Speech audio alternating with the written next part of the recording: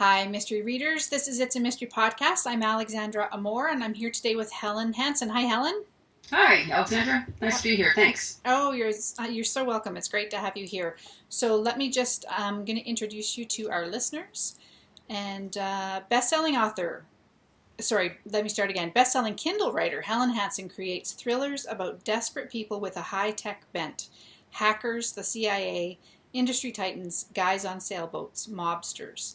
Their personal maelstroms pit them against unrelenting forces willing to kill. Helen directed operations for high-tech manufacturers of semiconductors, video games, software, and computers. Her reluctant education behind the redwood curtain culminated in a BS in business administration with concentrated studies in computer science. She also learned to play a mean game of hacky-sack. Helen is a licensed private pilot with a ticket for single-engine aircraft. She currently lives amid the bricks of Texas with her husband, son, a dog that composes music with squeaky toys, and another one that's too lazy to bother. So welcome, Helen. Thank you. I hope one of the dogs makes an appearance. That would be exciting. That would be very easy to do, actually. She likes it.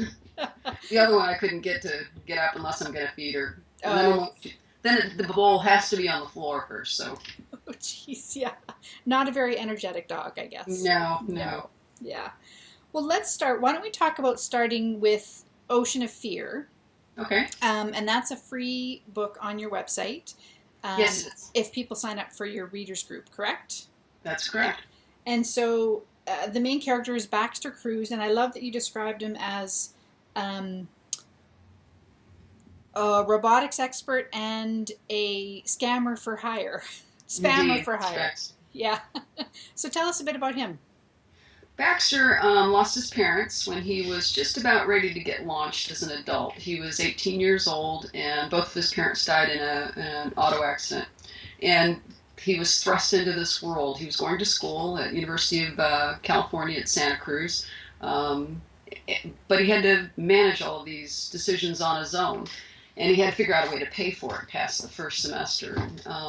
He met someone at the campus, a professor, dubious sort, but nonetheless he helped Baxter navigate adulthood in a way that was rather unconventional, but worked for him at the time through using his talents to write basically email spam, which is very lucrative. Oh, okay. And then he gets embroiled in a bit of a problem in Ocean of Fear. And the tagline, I loved it. It's not his war, but he's the only one who can stop it. Well, as a mystery writer, you don't want to give away too much, but he does get approached by someone who wants his skill set, and he is coerced into assisting some illegal activities, and he puts him in a moral framework to kind of examine the choices he's made in the past, because kind of ups the ante for him. Just how far is he willing to go, as well as he meets an FBI agent who happens to be lovely, and who kind of forces him to see him for himself. I'm actually writing the sequel to that right now, so I'm rather intimately involved with these characters again. It's fun. It's been a while. Oh, nice. Okay, yeah. So I noticed you mentioned somewhere that book will become a series. It won't always just be a standalone. Indeed, yeah. Oh, fantastic. Okay. And so let's talk about your other standalone at the moment, which also I think is going to become a series. Yes. Yeah. As you know, there aren't enough hours in the day, right? Indeed. So Dark Pool features Maggie Fender, who's a waitress, and sort of a frustrated, she's not able to go to law school.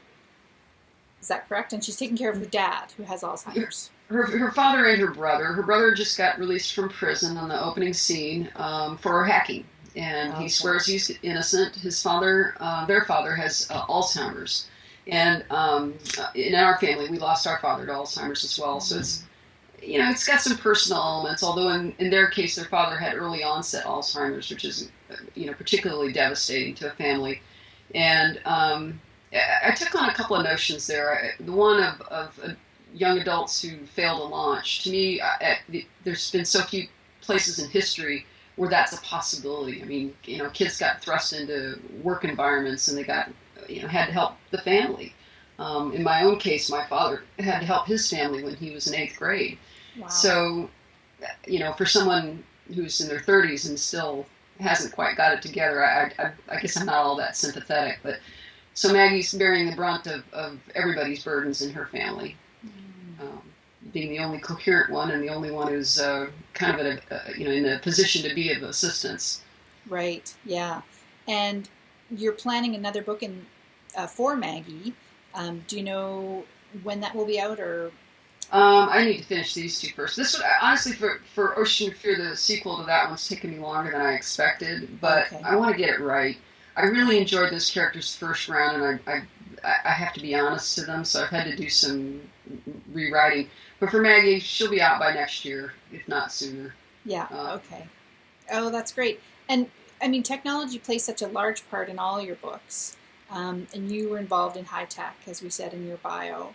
So talk to us a bit about the attraction there for folding technology into your plots. Well, for me, I've seen books where, with a cell phone, the whole plot changes. And because it's such a part of my life, I have write characters who are going to be in that world as well. And it's interesting. I mean, I end up doing a lot of research, which, probably 90% of it doesn't go in my book, but I find it fascinating. But in the case of Baxter, I researched robotics for submarines. The mechanisms by which you can get a submarine to maneuver underwater and show up where you want it to. It's kind of a tricky little problem, but one of the things that people appreciated is that I put it in terms that are understandable. That's not to say I've become an expert on this by any means, but I can take the elements that I find interesting and relay those to the readers who also find them interesting. And as well, it gives my characters an interesting set of tools that might not be available otherwise. Right. And you mentioned somewhere, I think in an interview or an article, I noticed that your characters are mostly just sort of normal, average people. They're not sort of like the Jason Bournes of the world. And then they're thrust into these unusual situations. And technology is one thing that helps them with that. Is that a correct assessment? Yeah, indeed. Because, not everybody is, James Bond. Everybody wants his little toys, perhaps, and maybe James isn't a particularly good example. But Jason Bourne, he's he can kick anybody's butt. Yeah.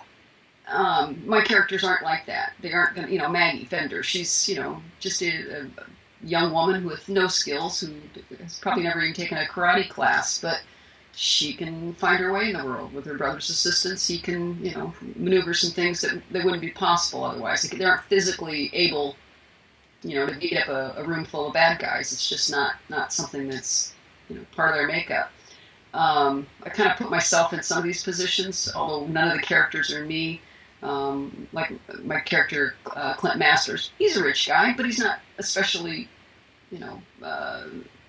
he's not going to kick anybody's butt, but he does have some street smarts as well as the technology available to him. So, right.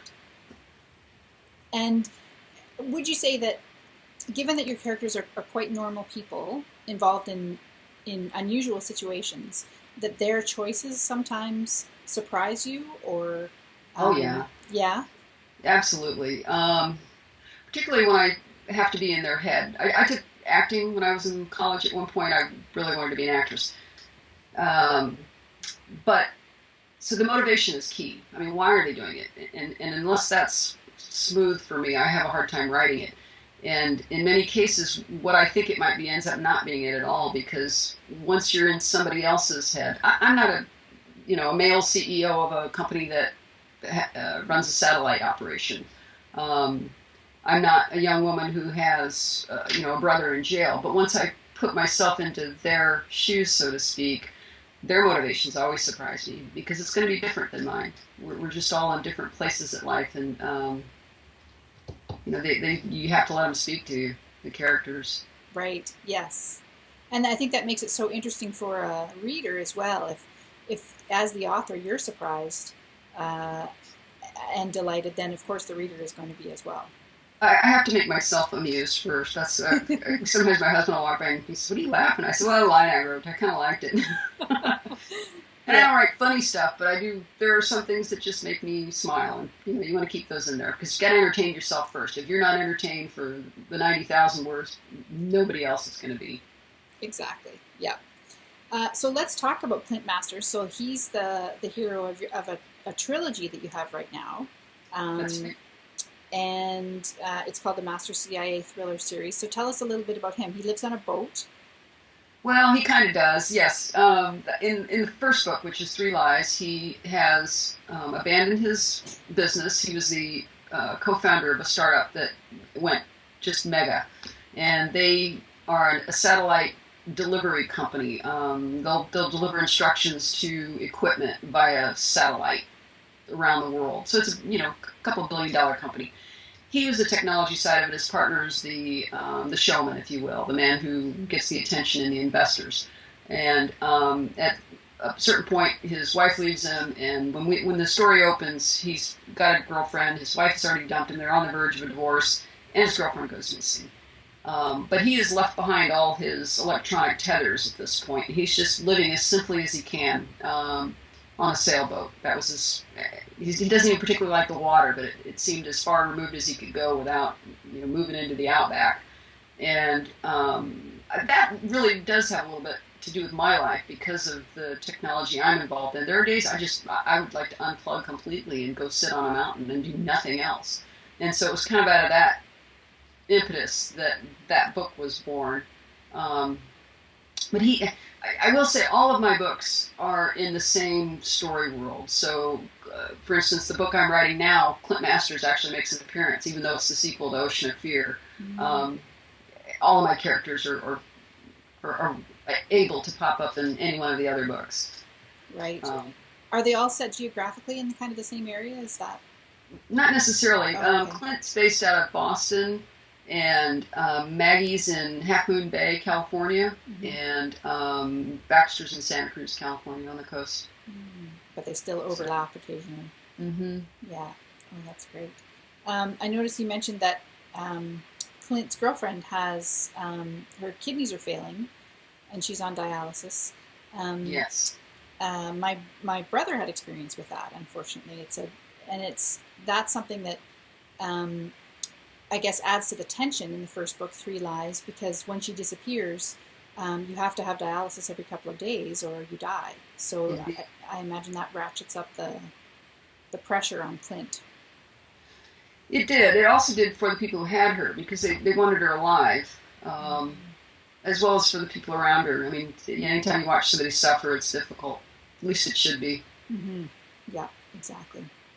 And then he carries on in the second. There's 2 more books in that series: The mm-hmm. Master's Key and Dead Storm. Dead Storm. And so, how does Clint then get involved in the subsequent stories? Is he like a private investigator, or? Well, he eventually returns to the world of technology. Oh, okay. And so, through his company, certain events take place that draw him further into difficulty without giving much away. You know how that goes. Yes. And he and Beth really, in the first book, they really aren't together. I mean, they have a relationship, but in the first scene, she's taken. So we kind of get to explore their relationship a little bit. I don't write romance, but I like to have complete characters, and typically that involves somebody else. So they don't always have to have parents, but it's important to see who the key people are in their lives. Yes. Yeah. Yeah. And what kind of a writing routine do you have? Do you write every day now, or? I try to. For me, it's really key to have my story mapped out in my head or on paper, and the motivations defined. But frankly, if I don't have that, I can't write. I mean, I might do other things and will write other things, but that's really important to me. But yes, I'm always at my desk every day trying to accomplish something, even if it's a few lines, even if it's some plotting. Yeah. I have other responsibilities, so I can't always spend as much time as I'd like to. But yeah, I think that's true probably for most of us. Yeah, the competing priorities for writers, right? Yes. It's another good reason to go up on that mountain every once in a while. Yeah, exactly, and become untethered. Have you ever done anything like that, like the way that Clint is doing, like really unplugged for an extended Oh period of yeah, time? yeah. Yeah. I've done some hiking up in the wilderness area of the Sierras in California. Mm-hmm. A couple of week trips here and there. Just there's nothing out there.